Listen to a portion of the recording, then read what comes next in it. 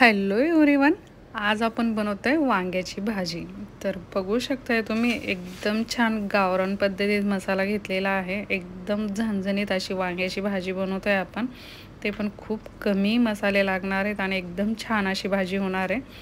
तर बघू शकताय तुम्ही, एक पोळी खाण्याऐवजी तुम्ही 2 पोळ्या खायची ना, अशी भाजी बनवून तयार होते। तर बघा, सर्वात आधी वांगे कसे साफ करायचे ते दाखवलेत मी। काटेरी वांग्याची भाजी बनवली आहे। मस्त वांगे ताजे ताजे आहेत, तर वांग्याचे ते काटे आपण काढून घ्यायचेत आणि त्यानंतर थोडंसं बाजूचं जे देठ असतं ते कट करून घ्यायचे। आणि बऱ्याच वेळेस आपण वांग फक्त असं 4 बाजूनं कट करतो किंवा 4 भाग करून बस करतो, पण थोडंसं त्याला असं पाठीमागं बघायचं, मधात आळ्या वगैरे असलेल्या किडलेले वांगे कळतात। तर असं करून याला आपण मिठाच्या पाण्यामध्ये टाकायचं, म्हणजे वांगे काळे पण नाही होत आणि खराब वांगा असेल तर आपल्याला बरोबर समजतं। तर बघा, सगळे वांगे मी अशाच प्रकारे कट करून घेतलेले आहेत। तर आता याला मिठाच्या पाण्यामध्ये टाकत आहे। वांग लगेच काळं पडतं, मिठाच्या पाण्यामध्ये टाकलं तर काळं नाही पडत। आता आपण मसाला काढून घेऊया। तर खूप कमी मसाले आहेत। तर बघा, मिरच्या घेतल्यात, काही हिरव्या मिरच्याची भाजी बनवत आहे आणि थोडंसं खोबरं घेतले आणि काही थोडेसे शेंगदाणे। तर एवढाच मसाला आहे, बाकी काहीच नाही टाकायचं।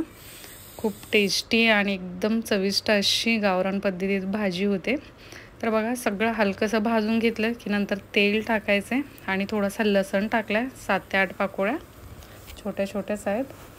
तर व्यवस्थित सगळा मसाला व्यवस्थित भाजून घेतला तेल टाकून। आता त्याला काढून घ्यायचं आहे आपल्याला। आता काढल्याच्या नंतर, थंड झाल्याच्या नंतर त्यात थोडीशी कोथिंबीर टाकायची आणि थोडंसं पाणी टाकून एकदम बारीक अशी पेस्ट करून घ्यायची आहे। आणि आता तेल टाकून घेऊया आणि फोडणी करूया। फोडणीसाठी कढीपत्ता घेतलेला आहे आणि आता वाटून घेतलेला मसाला एकदम बारीक वाटला पाहिजे आणि एकदम छान त्याचा कलर बदलेपर्यंत परतून घ्यायचा आहे तेलामध्ये 5 ते 7 मिनटं। आणि त्यानंतर थोडंसं पाणी टाकून परत 1-2-3 मिनटं शिजवून घ्यायचं आहे। मसाला एकदम छान झालं की बाजूनं तेल सुटतं, बघू शकताय तुम्ही। आता त्यामध्ये आपण वांगे टाकून घ्यायचेत आणि आपल्याला जर ग्रेव्ही हवी असेल तर थोडंसं पाणी त्याच्यात अजून टाकायचं आहे, कारण शिजायला पण वांगे वेळ लागतो।